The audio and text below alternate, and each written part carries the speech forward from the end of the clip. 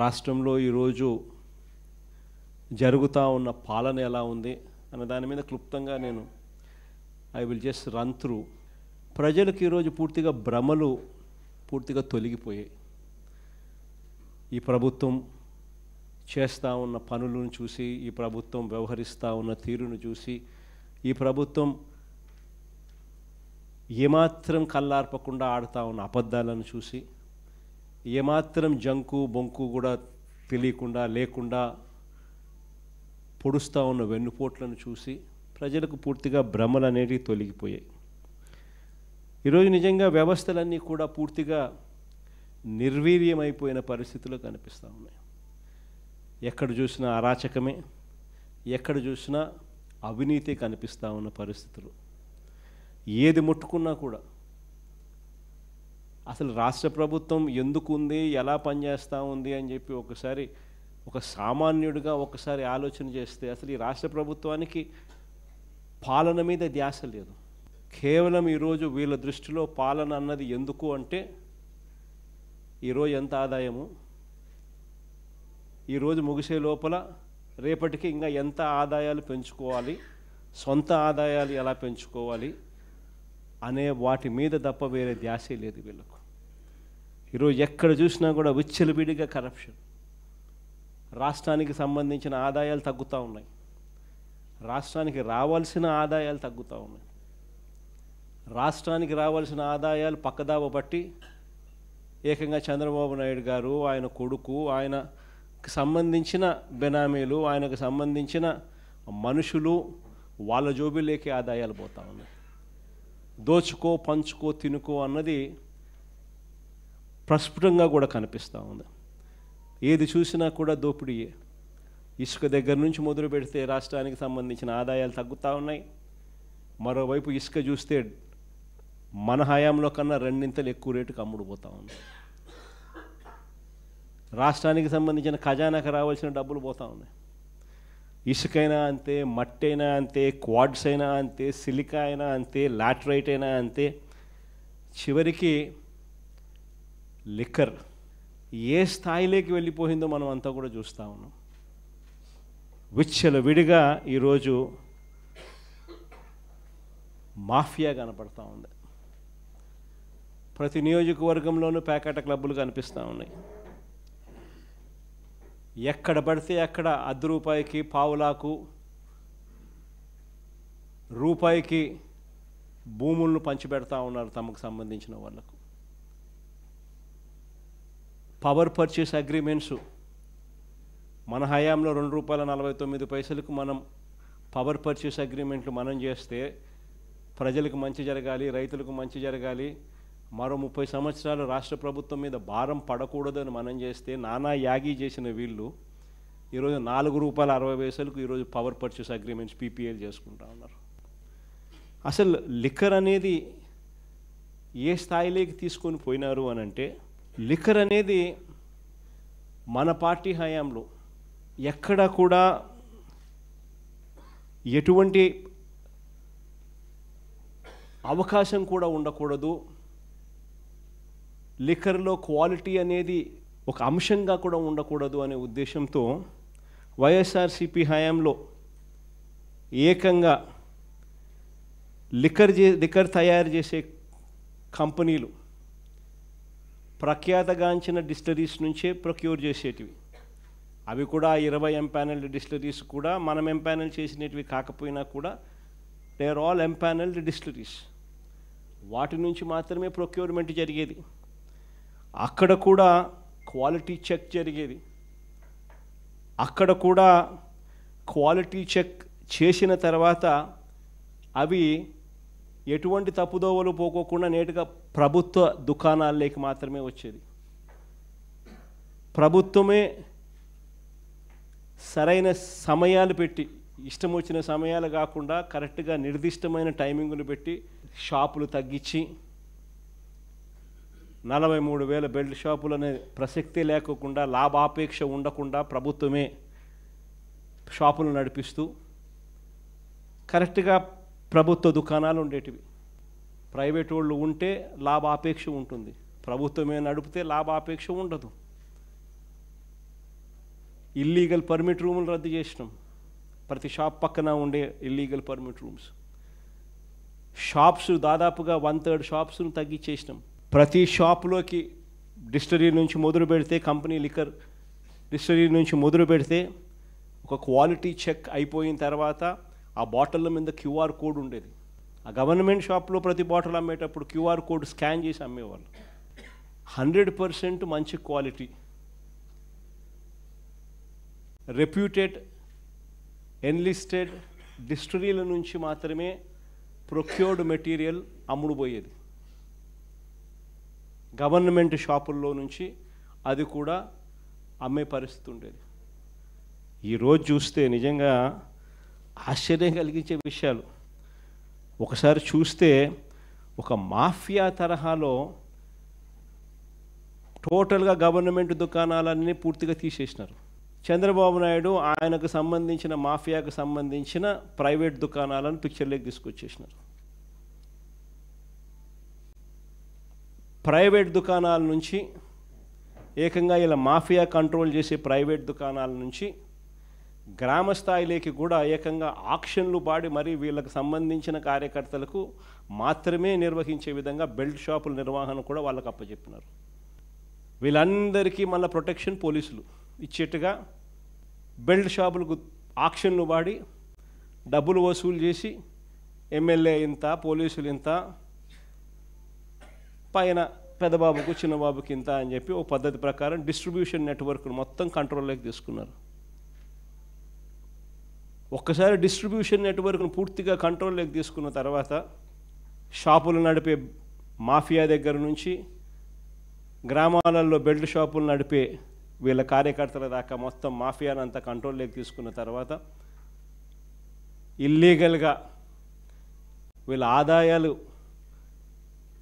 పెంచుకునే దానికోసం ఒకవైపున ఎంఆర్పి రేటు కన్నా ఎక్కువ రేటుకు అమ్ముతున్నారు.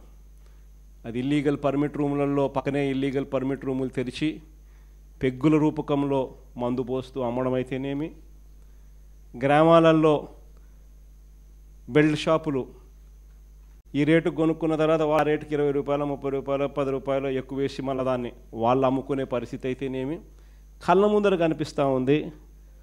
అవినీతి అన్నది ఎలా జరుగుతూ ఉందో, గవర్నమెంట్కి రావాల్సిన ఆదాయం గవర్నమెంట్కి రాకుండా వీళ్ళ జోబీలేకి ఆదాయం ఎలా పోతూ ఉందని ఒకవైపున ఈ మాదిరిగా జరిగిస్తూ ఈ లిక్కర్కి సంబంధించి వీళ్ళకి సంబంధించిన ఎవరైతే డిస్టరీ వాళ్ళు వీళ్ళకి బాగా డబ్బులు ఇస్తారో వాళ్ళకి సంబంధించి ఆర్డర్లు మాత్రం ప్లేస్ చేసే విధంగా ఈ ప్రైవేట్ షాపులు, వీళ్ళ మాఫియా షాపులు ఎవరికైతే ఇండెంట్లు ప్లేస్ చేస్తాయో వీళ్ళకి కావాల్సిన డిస్టరీ వాళ్ళకి వీళ్ళే ఇండెంట్లు ప్లేస్ చేసి వాళ్ళకి సంబంధించిన సరుకు మాత్రమే అక్కడ అందుబాటులో ఉండేట్టుగా కూడా తీసుకొస్తూ ఉన్నారు. ప్రైవేట్ షాపుల ఇండెంట్, ఆ ఇండెంట్ ఆధారంగా మందు కొనుగోలు చేసి సప్లై, ఆదాయాలు సొంతంగా ఇలా జోబీలోకి వేసుకునే దానికోసం. ఇవన్నీ ఒక మాఫియా. సరే, ఇది కాస్త పక్కన పెడితే నిజంగా అన్నిటికన్నా బాధ కలిగించే విషయం ఏమిటి అనంటే వీళ్ళ డబ్బు ఆశ అన్నది ఏ స్థాయికి వెళ్ళిపోయింది అనంటే చివరికి ప్రజలు ఏమి తాగినా పర్వాలేదు, ప్రజలు చనిపోయినా పర్వాలేదు, మా జోబీలలో డబ్బులు ఇంకా ఎక్కువ రావాలి అన్న తలంపులే మోస్ట్ డేంజరస్ పరిస్థితి. అది నిజంగా ఆశ్చర్యకరమైన విషయం. చంద్రబాబు నాయుడు గారి పరిపాలనలో ఈరోజు రాక్షస యుగం నడుస్తూ ఉంది. భయభ్రాంతులు చేస్తూ ఉన్న పరిస్థితుల మధ్య ఈరోజు పోలీసులు పరిపాలన సాగిస్తూ ఉన్నారు. ఇలాంటి పరిస్థితుల్లో ఒక పద్ధతి ప్రకారం కల్తీ మద్యం కుటీర పరిశ్రమల్లా, కల్తీ మద్యం కుటీర పరిశ్రమలుగా ఏకంగా ప్రాంతాల వారీగా చంద్రబాబు నాయుడు ఆయనకు సంబంధించిన ఈ మాఫియాను కంట్రోల్ చేసే కొంతమంది ఆయన క్యాబినెట్లో మంత్రులు, ప్రముఖ రాజకీయ పోస్టులలో ఉన్న పెద్దలు, పెద్దబాబు చిన్నబాబు ఆధ్వర్యంలో కుటీర పరిశ్రమల్లో ఏకంగా వీళ్ళు కల్తీ మద్యం తయారు చేసే ఈ మాదిరిగా ఫ్యాక్టరీలు పెట్టి చేసేసి వీళ్ళే క్వాలిటీ లేని లిక్కర్ను అక్కడ తయారు చేసి వీళ్ళ డిస్ట్రిబ్యూషన్ నెట్వర్క్ ఏదైతే ఉందో, ప్రైవేట్ మాఫియాతో కూడిన డిస్ట్రిబ్యూషన్ నెట్వర్క్లకి ఏదైతే ఉందో, ఆ షాపుల్లోకి, ఆ బెల్ట్ షాపుల్లోకి నేరుగా ఈ మందును పంపిస్తూ ఉన్నారు. ఆశ్చర్యం కలిగించే విషయం ఏంటంటే ప్రతి 4-5 బాటిళ్లలో ఒక బాటిల్ కల్తీ బాటిల్. తాగి మనుషులు చనిపోతా ఉన్న పరిస్థితులు. అసలు నిజంగా చూస్తే ఒక సిండికేట్ పద్ధతి ప్రకారం ఏ ఏ ప్రాంతాలు ఎవరెవరు పంచుకుంటున్నారు అన్నట్టుగా పంచుకుంటూ, మొన్న తంబళ్ళపల్లెలో మనం చూసాం, తెలుగుదేశం పార్టీ ఇన్ఛార్జ్ అక్కడ వైఎస్ఆర్సీపీకి సంబంధించిన ఎమ్మెల్యే గెలిచినాడు కాబట్టి అక్కడ తెలుగుదేశం పార్టీ ఇన్ఛార్జ్ అంటే రాష్ట్రం కంటెస్ట్ చేసినాడు. ఆయన పేరు జయచంద్రారెడ్డి. ఆయన ఆధ్వర్యంలో జనార్దన్ రావు అనే ఒక ఆయన, ఇంకొక ఆయన సురేంద్ర నాయుడు అనే ఇంకొక ఆయన,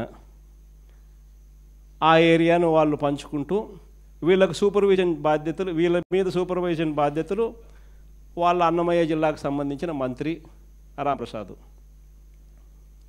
వీళ్ళకి సూపర్విజన్ బాధ్యతలు. ఆయన సూపర్వైజ్ చేస్తూ ఉన్నాడు. ఆ ఏరియా అంతా వీళ్ళు పంచుకున్నారు. అక్కడ కుటీర పరిశ్రమ ఏకంగా బాటళ్ళు ఏకంగా మందులు తయారు చేస్తూ ఉన్నారు. బాటళ్ళు కనిపిస్తూ ఉన్నాయి. అసలు కుటీర పరిశ్రమలు, దానికి ఒక ట్యాంకులు, మూతలు, బాటళ్ళు, లేబుళ్ళు అన్నీ రాష్ట్రాన్ని ప్రాంతాల వారుగా నకిలీ మద్యం దందా సాగిస్తూ ఉన్నారు. అదో ఆయన సురేంద్ర నాయుడు, ఆ మంత్రి నారా లోకేష్తో కట్టా సురేంద్ర నాయుడు, లోకేష్ అబ్బా కొడుకు కంటెస్ట్ చేసిన క్యాండిడేట్ తమ్మలపల్లిలో, చంద్రబాబుతో ఈ జనార్దన్ రావు, ఈయన ఆయన జయచంద్రారెడ్డి, ఆ సురేంద్ర నాయుడు, వీళ్ళంతా పార్ట్నర్స్. బీఫామ్ ఇస్తాడు చంద్రబాబు నాయుడు, బాగా కంటెస్ట్ చేయనైనా నువ్వు, ఇంకా ఎమ్మెల్యే అయ్యి ఇంకా అంత రకరకాలుగా ప్రజలను ఇంకా హింసించు అని చెప్పి ఏకంగా బీఫాము. తర్వాత ఆయన మంత్రి సూపర్విజన్, ఆయన రాంప్రసాద్ రెడ్డి, ఆయన మంత్రి. ఆయన ఈ బాధ్యతలన్నీ కూడా కలెక్ట్ చేయడము, ఇవన్నీ ప్రాపర్గా జరిగించడము, డబ్బులు కలెక్ట్ చేసి చిన్నబాబుకింత పెద్దబాబుకింత డిస్ట్రిబ్యూషను, ఆయన ఎమ్మెల్యే క్యాండిడేట్కి ఇంత. ఆ డిస్ట్రిబ్యూట్ చేసిన నెట్వర్క్లో ఆ మాఫియా సామ్రాజ్యానికి బెల్ట్ షాపులు నడుపుతూ ఉన్న మిగతా తెలుగుదేశం పార్టీ వాళ్లకు అందరికీ తలా ఇంత పంపకాలలో ఏకంగా మంత్రి దగ్గరుండి చేయించడం. ఆ సామ్రాజ్యం అక్కడి నుంచి విస్తరిస్తే నెక్స్ట్ సామ్రాజ్యం ఆ ఏరియా నుంచి కొంచెం ముందుకు పోతే కృష్ణా గుంటూరు జిల్లా ఈ సామ్రాజ్యానికి నెక్స్ట్ విస్తరించడం. ఇక్కడ చూస్తే ఇబ్రహీంపట్నంలో ఏకంగా ఒక చోట కాదు 2 చోట్ల భారీగా, ఇబ్రహీంపట్నంలో 2 చోట్ల పెద్ద ఎత్తున పట్టుబడ్డ బాటిళ్ళు, తయారీ యూనిట్లు. ఇబ్రహీంపట్నం ఇది 2 చోట్ల. ట్రాన్స్పోర్ట్ అక్కడి నుంచి రావాలంటే కష్టం కదా, అంత ఎక్కువ ఖర్చు ఎక్కువ అవుతుంది కదా. ఇదైతే కుటీర పరిశ్రమలు ఆడంటే ఆడబెట్టేసేయచ్చు కదా. ఏకంగా చూస్తే ఆడ వీళ్ళే బాటిళ్ళు, వీళ్ళే బ్రాండ్లు, వీళ్ళే లేబుళ్ళు, అన్నీ వీళ్ళే. లేబుళ్ళు కూడా అన్ని ప్రమాణంగా పెట్టినారు. Kerala malt, old admiral, Manjeera blue, classic blue. అక్కడ ఎక్కడ చూసినా కాటన్ బాక్సులతో స్పిరిట్ నింపిన క్యాన్లు. ఈ స్పిరిట్ క్యాన్లు, ఖాళీ సీసాలు, గోడౌన్లతో పట్టుబడిన ప్యాకింగ్ యంత్రాలను చూసి ఎక్సైజ్ అధికారులే విస్తుపోయినారు. రకరకాల కుటీర పరిశ్రమల మధ్య ఇది ఎంత కూడా జరుగుతాం. ఇది ఈ ఏరియా ఏంది, కృష్ణా గుంటూరుకు సంబంధించి ఇబ్రహీంపట్నంలో జరుగుతూ ఉన్న 2వ ఏరియా. ఇది రేపల్లె. ఆ నుంచి డిస్ట్రిబ్యూషన్ సెంటర్స్ కృష్ణా ఇబ్రహీంపట్నం నుంచి రేపల్లెకు అట్లా నెక్స్ట్ విస్తరించడం. పాలకొల్లు, అది కుటీర పరిశ్రమ. చూడు ఎంత బాగుందో కుటీర పరిశ్రమ. అసలు ఏ లెవెల్లో పెట్టినారో, మిషన్లకు తోడు క్యాన్లకు తోడు స్పిరిట్లు, బాటిళ్ళు, లేబుళ్ళు, అన్ని ఫ్రాంచైజ్, నీట్గా ఫ్రాంచైజ్ పద్ధతులలో కుటీర పరిశ్రమల మాదిరి విస్తరించుకుంటూ పోతూ ఉన్నారు. ఇది పాలకొల్లులో జరిగింది. ఇది అమలాపురంలో కూడా చూడు మిషను, నీట్గా మిషన్లు, బాక్సులు, కల్తీ మద్యము, బాటిళ్ళు, లేబుళ్ళు, మూతలు, స్పిరిట్ అన్నీ ఇంక్లూడింగ్ మిషన్లు. మళ్ళీ ఎక్కడ వాళ్ళందరినీ బయట వాళ్ళందరినీ తీసేసినారనుకో, ఆ మాస్కులు తీసేస్తే అంత తెలుగుదేశం కార్యకర్తలు అని చెప్పి కనపడతారు కాబట్టి మాస్కులు మూసేయడం. నెల్లూరులో డిస్ట్రిబ్యూషన్ ఛానల్ ఆ నుంచి ఏకంగా రాయలసీమ ప్రాంతం నుంచి పక్కన చిత్తూరులో జరుగుతానే తమ్మలపల్లె నుంచి అటు డిస్ట్రిబ్యూషన్ నెట్వర్క్ నెల్లూరుకు. అనకాపల్లి జిల్లా పరవాడలో పట్టుబడిన నకిలీ మద్యం, పరవాడలో కూడా కుటీర పరిశ్రమ.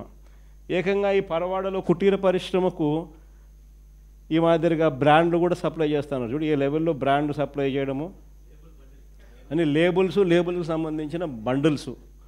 చూడండి చక్కగా అయిన స్పీకరు. పరవాడలో నకిలీ మద్యం తయారీలో స్పీకర్ అయ్యన్న పాత్రుడు సన్నిహితుడు రుత్తుల రాము, అక్కడ ఫ్రాంచైజీ ఓనర్. ఆ ఫ్రాంచైజీ ఓనరు, దానికి వెనకలు ఉండేది ఆయన అయ్యన్న పాత్రుడు స్పీకర్. ఆయన ఆ ఏరియాకి సంబంధించి ఫ్రాంచైజీ బాధ్యతలు తీసుకున్నాడు. ఈ నకిలీ మద్యం తాగి ఈ మధ్యకాలంలో చనిపోయిన ఫొటోస్, ఇబ్రహీంపట్నం మండలంలో చిలుకూరులో వైన్స్లో మద్యం తాగి కొద్దిసేపటికే మృతి చెందిన షేక్ చిన్నమస్తాన్. పక్కన ఇబ్రహీంపట్నం మండలంలో జూపూడి వైన్స్లో మద్యం తాగి ఇంటికి వెళ్తూ దారిలో మృతి చెందిన కిలేశ్వరంపురం గ్రామానికి చెందిన నాగరాజు. ఇది అనంతపురం జిల్లా గుంతకల్లు పట్టణంలో వైన్ షాపు వద్దే మద్యం సేవిస్తూ పెద్దన్న, బేల్దారి పెద్దన్న అనే వ్యక్తి అక్కడికక్కడే మృతి చెందినాడు. మద్యం సేవిస్తూ అక్కడికక్కడే ఇక్కడ మద్యం తాగినాడు, ఆడు చనిపోయినాడు. పర్మిట్ రూమ్ కదా, మద్యం షాప్ పక్కనే permit room, illegal permit room. చూడు నీట్గా పొచ్చి కూర్చోబెడుతున్నారు, పర్మిట్ రూమ్లు పెడుతున్నారు, ఆడ పెగ్గుల్లో మందు పోస్తూ ఉన్నారు. అది కూడా కల్తీ మద్యం. అది తెలియక ఎక్కువ డబ్బిచ్చి, కల్తీ మద్యం అని తెలియక ఎక్కువ డబ్బిచ్చి కొనుగోలు చేసి తాగి చనిపోయే పరిస్థితి. ఒక రాష్ట్ర ముఖ్యమంత్రి డబ్బుల కోసం ఏ స్థాయిలోకి దిగజారిపోతూ ఉన్నారు అని అంటే, సొంత జోబీలోకి ఆదాయాలు పెంచుకునేదానికి రాష్ట్ర ఖజానాను లూటీ చేయడం ఒక ఎత్తు అయితే, సరిపెట్టుకోకుండా ప్రజల జీవితాలతో చెలగాటలాడుతూ ఏ రకంగా లూటీ చేస్తూ ఉన్నారు అనేది ఈరోజు రాష్ట్రంలో స్పష్టంగా కనిపిస్తూ ఉన్న పరిస్థితులు. మరోవైపు చూస్తే బాబు షూరిటీ పోయి మోసం గ్యారంటీగా నిలబడిన పరిస్థితి. ఇది మరోవైపు చూస్తే సూపర్ 6లు, సూపర్ 7లు, ఎలక్షన్స్ ముందు ఆయన ఇచ్చిన అడ్వర్టైజ్మెంట్లు విద్యారంగాన్ని ఏ రకంగా నాశనం చేస్తూ ఉన్నారో కూడా మన కళ్ళ ఎదుటే బాధాకరమైన పిక్చర్ కనిపిస్తుంది. అసలు నిజంగా మన హయాంలో జగన్ అనే వ్యక్తి, వైఎస్ఆర్సీపీ అనే ప్రభుత్వం ఇంకొక 5 ఏళ్ళు కన్నా పరిపాలన చేసిందంటే, నేను చెప్తా ఉన్నా, ప్రతి గవర్నమెంట్ స్కూల్లో నుంచి వచ్చిన పిల్లాడు, 1వ తరగతి పిల్లోడు 10వ తరగతి, 10 ఏళ్ళ మన హయాం, ఆ పిల్లాడు 10 సంవత్సరానికి పాస్ అయ్యేసరికి ఆ పిల్లోడు ఐబీ సర్టిఫికెట్తో, ఇంగ్లీష్ మీడియం ఐబీ సర్టిఫికెట్తో, నేను సిబిఎస్ఈ గురించి కూడా మాట్లాడడంలా, ఇంగ్లీష్ మీడియంతో ఐబీ సర్టిఫికెట్తో పాస్ అయ్యిండు. అనర్గళంగా 3వ తరగతి నుంచి టోఫుల్ క్లాసులు అటెండ్ అవుతూ అనర్గళంగా వెస్టర్న్ యాక్సెంట్తో, అంటే అమెరికన్ యాక్సెంట్తో అనర్గళంగా ఆ పిల్లోడు మాట్లాడే పరిస్థితి ఉండేది. 8వ తరగతి పిల్లాడికి, ప్రతి పిల్లాడికి 8వ తరగతికి వస్తానే పిల్లోని చేతుల్లో ట్యాబులు కనిపించే పరిస్థితితో ఆ పిల్లాడి చదువులు, ఐబీ చదువులు, టోఫుల్ పరీక్షల్లో ఉత్తీర్ణత, 8వ తరగతి పిల్లల ట్యాబులతో వాళ్లకు ఏకంగా సాఫ్ట్వేర్ మీద అవగాహన, ఇంటర్నెట్తో వాళ్ళని అనుసంధానము, అన్నిటితో పాటు సబ్జెక్ట్ టీచర్ కాన్సెప్టు, ఇవన్నీ కలిపి అసలు ఆ పిల్లాడి ఏ స్టేజ్లో వచ్చేవాడంటే, అసలు ఉద్యోగాల కోసం ఆంధ్ర రాష్ట్రం ఒక గేట్వే అయ్యేది. అటువంటి కమ్యూనికేషన్ స్కిల్స్, అటువంటి నాలెడ్జ్ బేస్డ్ ఎడ్యుకేషను ఆంధ్ర రాష్ట్రంలో ప్రతి పేదవాడు, మిడిల్ క్లాస్ ఫ్యామిలీస్కు అందుబాటులోకి వచ్చేది. విద్యారంగాన్ని పూర్తిగా నిర్వీర్యం చేస్తుంది. ఇంగ్లీష్ మీడియము, సిబిఎస్ఈ నుంచి ఐబీ దాకా ప్రయాణాన్ని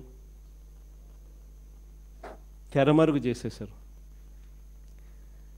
టోఫుల్ క్లాసులు 3వ తరగతి నుంచి మన హయాంలో ఉన్నవి పూర్తిగా రద్దయిపోయిన పరిస్థితులు.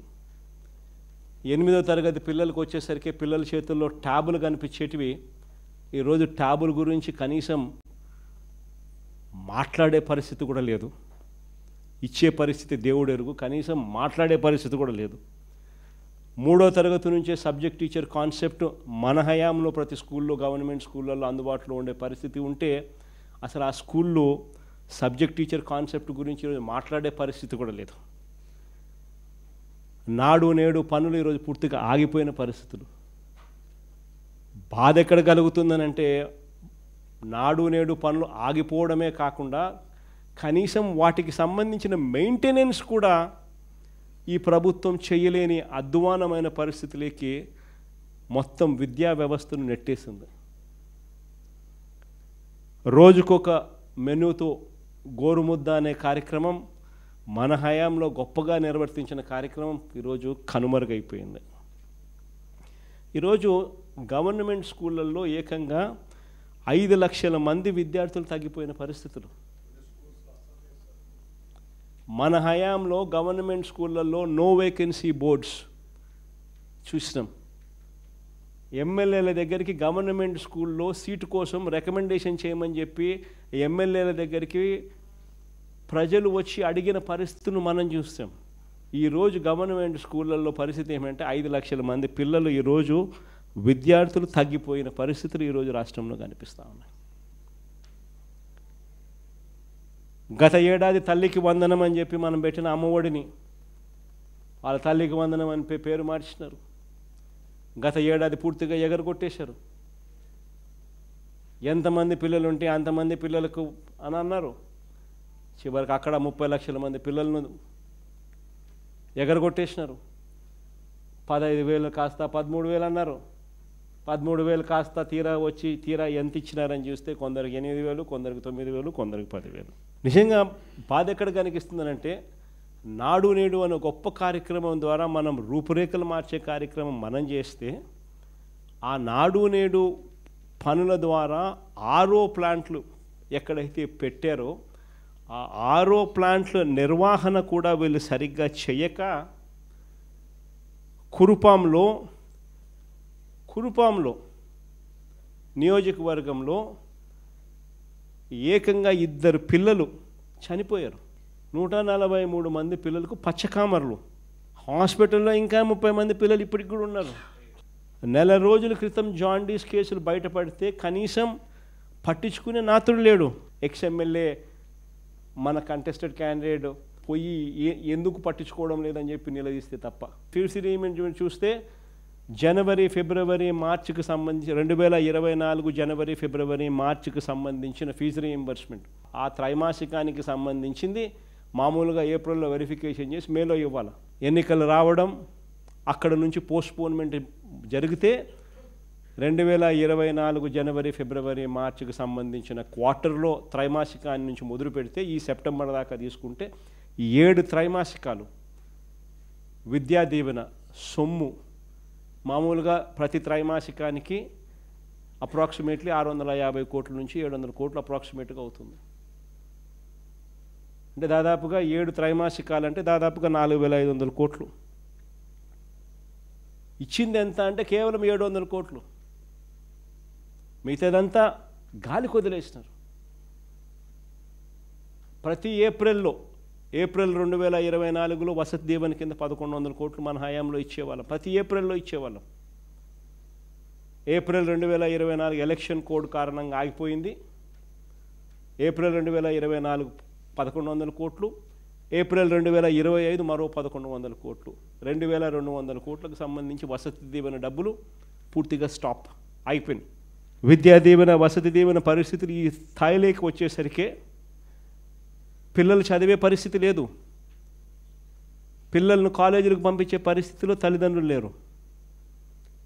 కాలేజీలు వీళ్ళను ఉచితంగా చదివించే పరిస్థితిలోకి కాలేజీ యాజమాన్యాలు లేవు.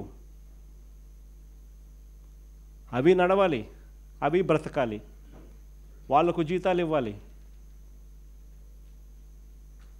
చివరికి పిల్లల దగ్గర నుంచి వసూలు చేస్తూ ఉన్న పరిస్థితిలో పిల్లలు చదువులు మానేస్తూ ఉన్న పరిస్థితి.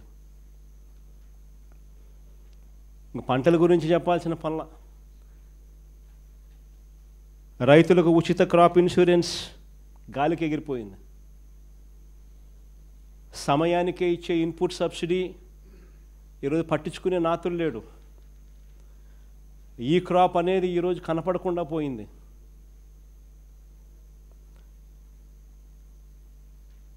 ఆర్బీకేల పరిధిలో ఈ క్రాప్ ఆధారంగా సీఎం యాప్ అని continuous monitoring of agricultural price and procurement కింద ఏ పంటకు గిట్టుబాటు ధర లేకపోయినా కూడా వెంటనే ఆ ఆర్బీకేలో అలర్ట్ వచ్చేది. అగ్రికల్చరల్ గ్రాడ్యుయేట్ అక్కడ ఉన్న ఆర్బీకే అసిస్టెంట్ అలర్ట్ ఇచ్చేవాడు. ఆ అలర్ట్ ఆధారంగా జాయింట్ కలెక్టర్ ఇంటర్వ్యూన్ అయ్యేవాడు మార్క్ఫెడ్కి సంబంధించి జాయింట్ ఎండి హోదాలో. వెంటనే ఆ ఆర్బీకే పరిధిలో ఇంటర్వెన్షన్ జరిగి ఆ పంటకు తోడుగా నిలబడే పరిస్థితి ఉండేది. ఆర్బీకేలలో ఒక చాట్ వేసేవాళ్ళం, ఏ పంటకు గిట్టుబాటు ధర ఇది అని. ఆ రేటు కన్నా తక్కువ రేటు ఎక్కడైనా ఉంది అన్న పరిస్థితి ఉంటే వెంటనే అలర్ట్ వచ్చేది. ఆ అలర్ట్ ఆధారంగా జాయింట్ కలెక్టర్ ఇంటర్వ్యూన్ అయి ప్రతి రైతుకు గిట్టుబాటు ధరలు వచ్చేటివి. ఈ క్రాప్ పోయింది, ఆర్బీకేలు నిర్వీర్యమైపోయాయి, ఉచిత పంటల బీమా పోయింది, సమయానికి ఇచ్చే ఇన్పుట్ సబ్సిడీ గాలికి ఎగిరిపోయింది. రైతు భరోసాగా మనం రైతుకు పెట్టుబడి సహాయంగా క్రమం తప్పకుండా మనం రైతుకు తోడుగా ఉండే కార్యక్రమాలు మనం చేసి రైతుకి ఇచ్చే కార్యక్రమం 13,500 మనం ఇస్తూ ఉంటే కళ్ళబోలి మాటలతో రైతులను భ్రమపట్టించి రైతు భరోసా పరిస్థితి ఈరోజు ఏమిటి అని అంటే, రైతు భరోసాకు పేరు మార్చి అన్నదాత సుఖీభవ అన్నాడు. పిఎం కిసాన్ ఇచ్చే 6,000 కాక మేము 20,000 ఇస్తామన్నారు. 2 ఏళ్ళకు కలిపితే 20,000, 20,000 2 ఏళ్ళకు కలిపితే 40,000 ఇవ్వాలి. 40,000కు గాను ఇచ్చింది కేవలం 5,000.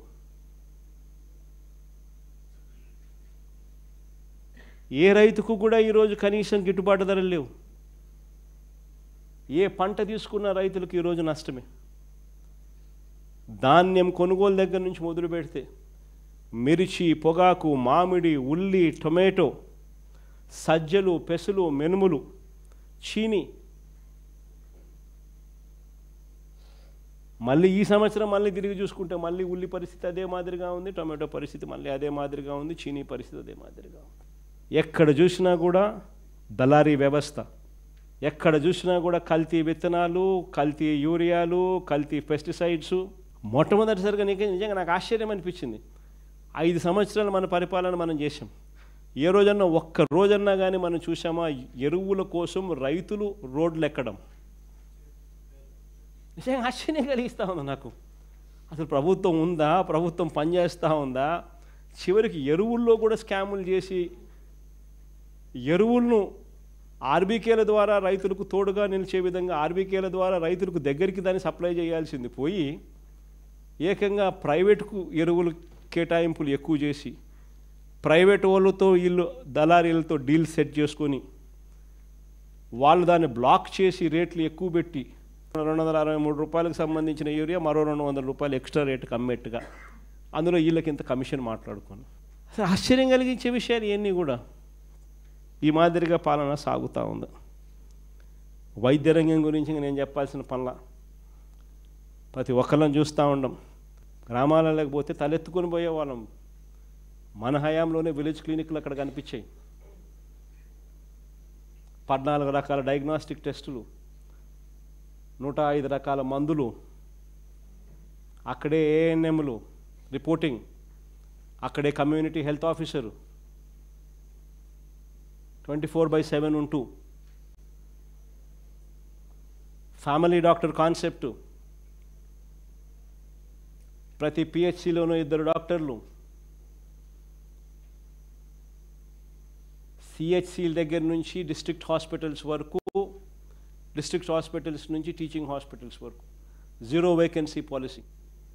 ఎక్కడ ఏ మెడికల్ ఆఫీసర్ రిక్వైర్మెంట్ ఉన్నా కూడా ఇమ్మీడియట్ రిక్రూట్మెంట్.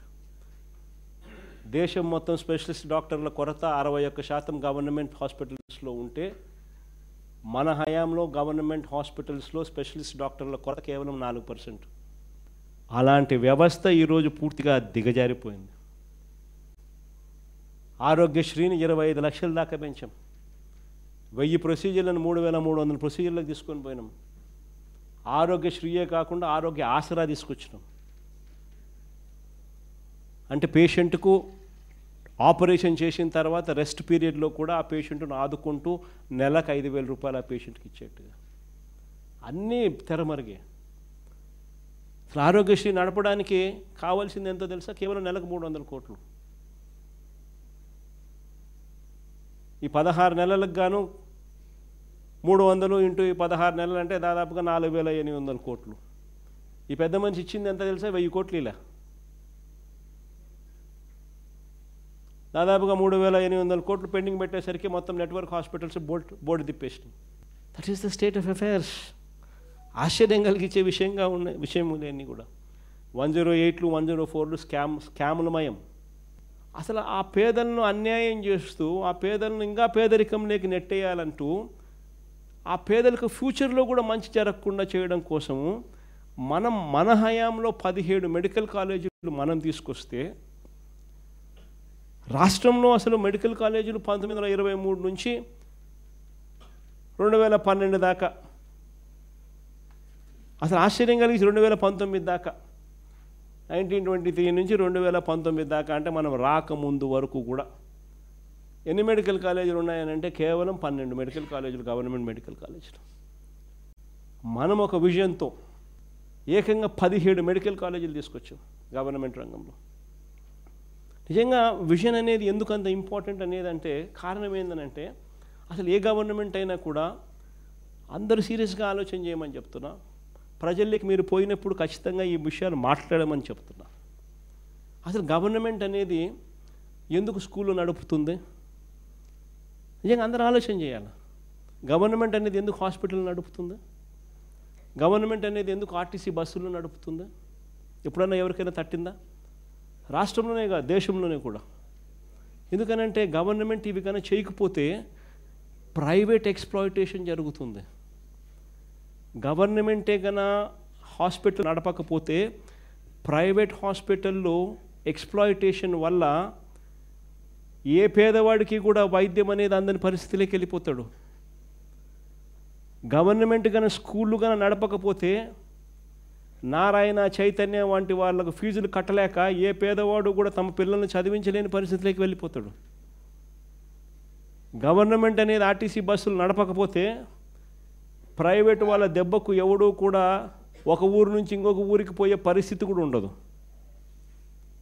అందుకనే గవర్నమెంట్ ఇవన్నీ ఎంటర్ అవుతుంది.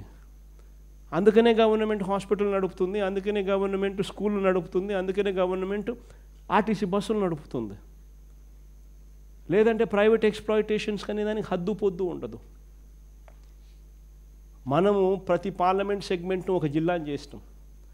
ఆ ప్రతి 7 అసెంబ్లీ సెగ్మెంట్లకు ఒక జిల్లాని చేయడమే కాకుండా ఆ జిల్లాలో ఒక టీచింగ్ హాస్పిటల్ తీసుకొచ్చే కార్యక్రమం చేస్తాం. ఒక మెడికల్ కాలేజ్ తీసుకొచ్చినాం. ఆ మెడికల్ కాలేజ్ వల్ల జరిగే మంచి ఏమిటి అని అంటే ఒక మెడికల్ కాలేజ్ ఎప్పుడైతే జిల్లా హెడ్ క్వార్టర్స్లోకి వస్తుందో ఆ 8 సెగ్మెంట్లకు సంబంధించి ప్రైవేట్ ఎక్స్ప్లాయిటేషన్ ఆగిపోతుంది. ఎందుకనంటే ఆ మెడికల్ కాలేజ్తో పాటు అక్కడ ఒక సూపర్ స్పెషాలిటీ హాస్పిటల్ అందుబాటులోకి వస్తుంది.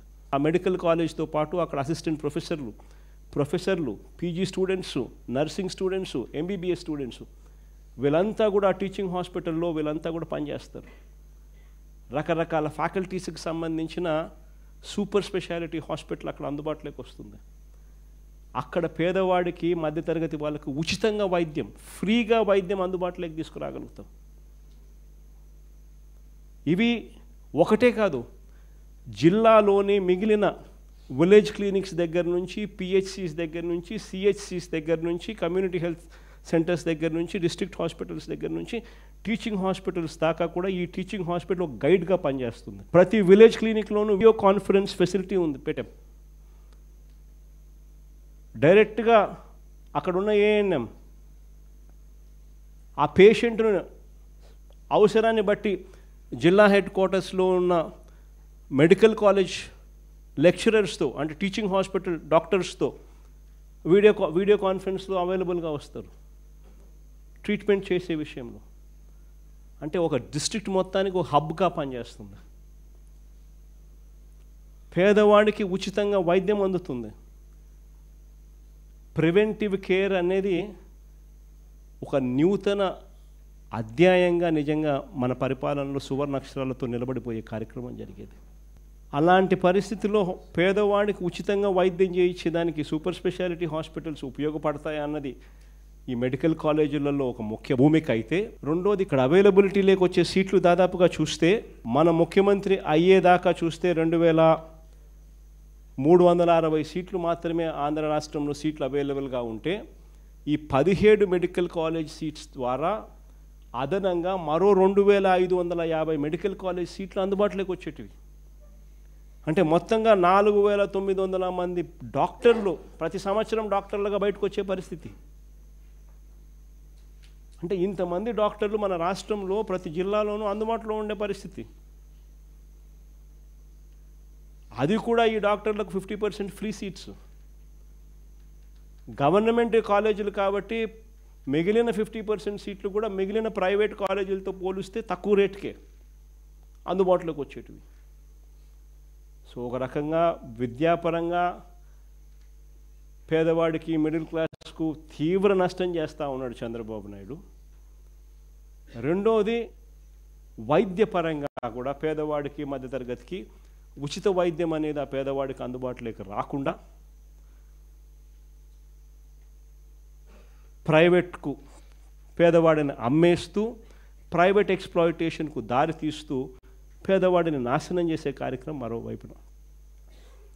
ఆరోగ్యశ్రీని కూనీ చేశారు, ఆరోగ్యశ్రీ నెట్వర్క్ హాస్పిటల్స్ మూతబడేలా చేశారు, ఆరోగ్య ఆసరా కనపడకుండా చేశారు, అన్ని రకాలుగా నాశనం చేస్తూ ఉన్న పరిస్థితులు. నిజంగా బాధ ఎక్కడ అనిపిస్తుందంటే మన హయాంలోనే 17 మెడికల్ కాలేజీలకు గాను మన హయాంలో ఏకంగా 5 మెడికల్ కాలేజీలు మన హయాంలోనే అప్పటికే మనం ఉన్న నాటికే ఈ 5 మెడికల్ కాలేజీలు కమిషన్ చేసినాం. ఈ 5 మెడికల్ కాలేజీల ద్వారా ఇంక్లూడింగ్ పులివెందులలో ఇచ్చిన 50 మెడికల్ సీట్లతో కూడా కలుపుకుంటే 800 సీట్లు ఆల్రెడీ మనకు అందుబాటులోకి కూడా వచ్చేసాయి. అప్పటికే సంవత్సరం స్టార్ట్ అయిపోయింది. 2023-24లోనే మనం మెడికల్ కాలేజ్ స్టార్ట్ చేసేసినాం.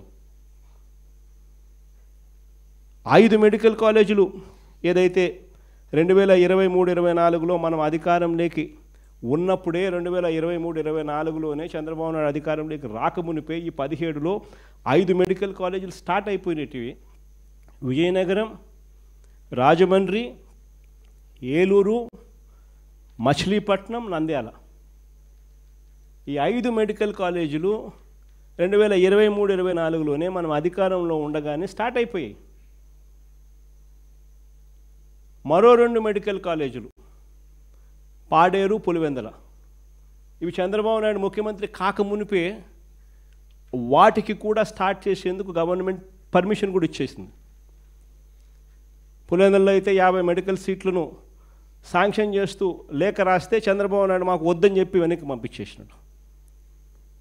అంటే దాని అర్థం 7 మెడికల్ కాలేజీలు 17 మెడికల్ కాలేజీలకు గాను 7 మెడికల్ కాలేజీలు సబ్స్టాన్షియల్ ప్రోగ్రెస్ సాధించినట్టే. 8,000 కోట్లకు గాను ఈ 17 మెడికల్ కాలేజీలకు గాను దాదాపు 3,000 కోట్లు దాదాపుగా ఖర్చు చేసినాం. మిగిలిన 5,000 కోట్లు. నాకు ఆశ్చర్యం అనిపిస్తుంది. ఇన్ని లక్షల కోట్ల బడ్జెట్ ఉన్న రాష్ట్రానికి సంవత్సరానికి 1,000 కోట్ల రూపాయలు ఖర్చు చేసిన 5 ఏళ్లలో 5,000 కోట్లు పెట్టలేరా?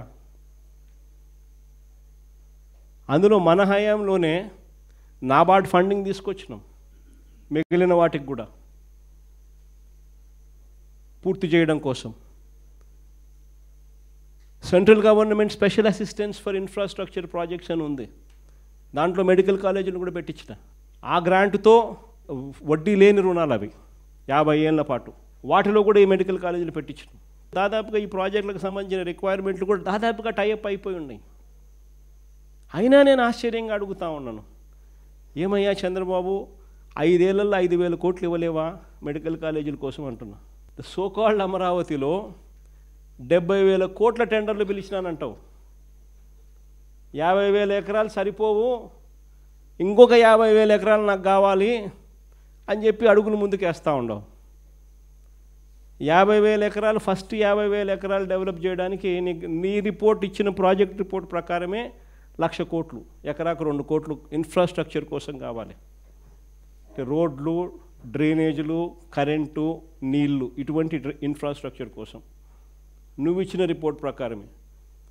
అంటే ఫస్ట్ 50,000 ఎకరాలకే 1,00,000 కోట్లు అని చెప్పి నువ్వు ఇచ్చిన డిపిఆర్లోనే ఇంతకుముందు నువ్వు ఖర్చు పెట్టింది 4,500 కోట్లు. అలాంటిది సరిపోదు, నాకు ఇంకొక 50,000 ఎకరాలు కావాలా అని చెప్పి ఇంకొక 1,00,000 కోట్లకు మళ్ళా నువ్వు సిద్ధమయ్యావు. మరో 1,00,000 కోట్లు అంటే 2 కలిపితే 2,00,000 కోట్లు పెట్టడానికి సిద్ధమయ్యావు. 70,000 కోట్లకు టెండర్లు పిలిచినాను అని చెప్పి నువ్వు అంతకు నువ్వే గొప్పగా చెప్పుకుంటావు, నువ్వు నీ మంత్రి. మరి ఇన్ని లక్షల మందికి మేలు చేసే ఈ కార్యక్రమం, ఇన్ని కోట్ల మందికి చిరస్థాయిగా నిలబడిపోయే ఆస్తి, ఏ పేదవాడికైనా కూడా ప్రైవేట్ ఎక్స్ప్లాయిటేషన్ అనేది ఫ్యూచర్లో కూడా జరగకోకుండా ఉండే ఒక శ్రీరామ రక్ష కేవలం 5 ఏళ్లలో 5,000 కోట్లు పెట్టలేరా? ఆశ్చర్యం కలిగించే విషయాలు ఇవన్నీ కూడా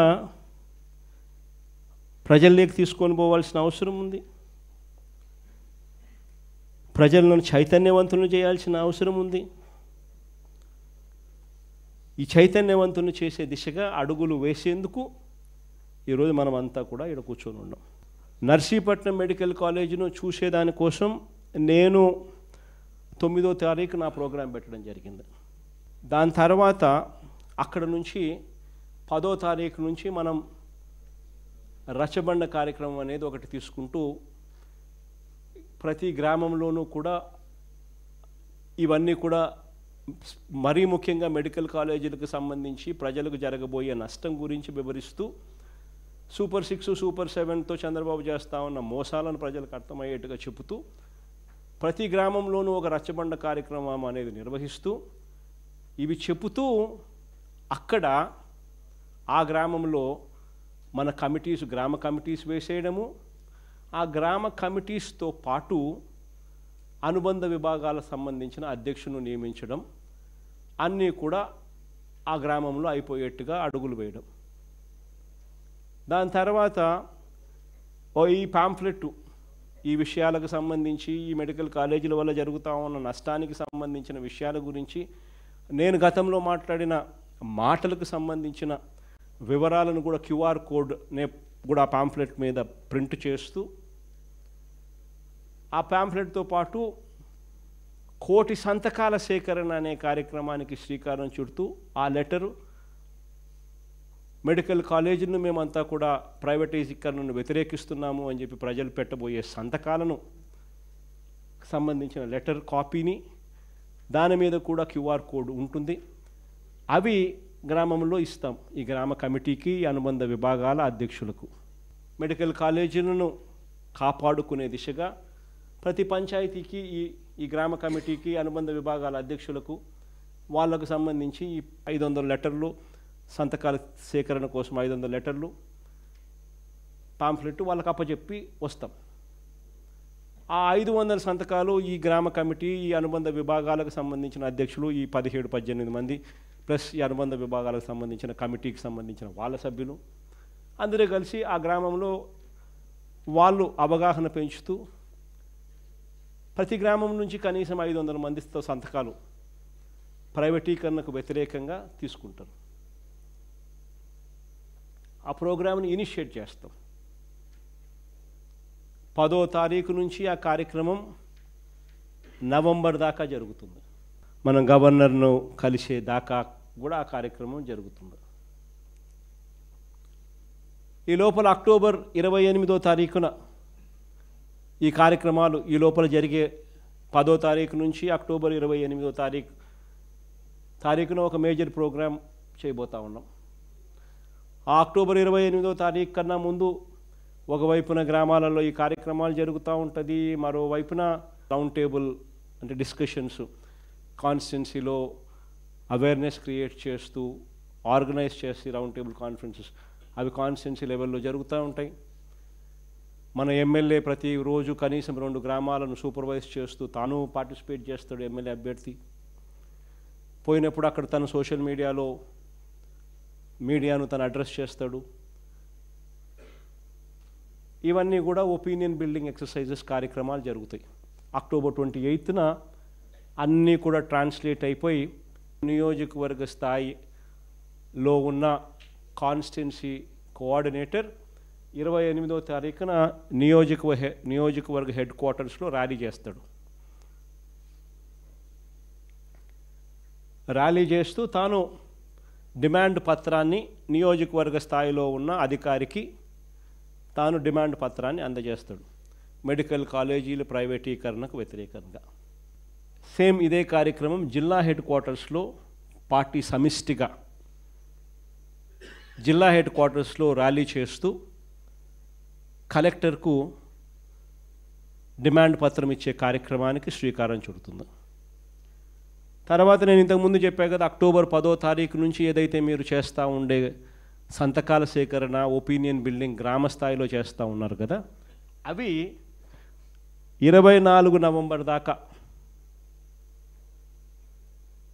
అంటే అక్టోబర్ 10 నుంచి ఏకంగా నవంబర్ 22 దాకా కూడా ఆ కార్యక్రమాలన్నీ జరుగుతాయి.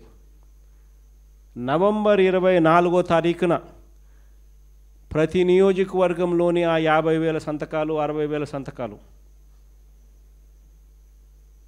ప్రతి నియోజకవర్గంలో మీరు కలెక్ట్ చేసిన ఆ 50,000 సంతకం, అంటే ప్రతి గ్రామంలోనూ ఏదైతే మీరు 500 సంతకాలు సేకరించినారో అది నియోజకవర్గ స్థాయిలోకి వచ్చేసరికి 50,000 సంతకాలు అవుతాయి. ఆ 50,000 సంతకాలను మీరు మీ నియోజకవర్గాల నుంచి ఫ్లాగ్ ఆఫ్ చేస్తారు లారీలో. అవి జిల్లా కేంద్రానికి పోతాయి. రిసీవ్ చేసుకున్నది 24 రిసీవ్ చేసుకున్న తర్వాత అక్కడి నుంచి మీరు విజయవాడకు పంపించే కార్యక్రమాన్ని అక్కడ మీరు ఫ్లాగ్ ఆఫ్ చేస్తారు.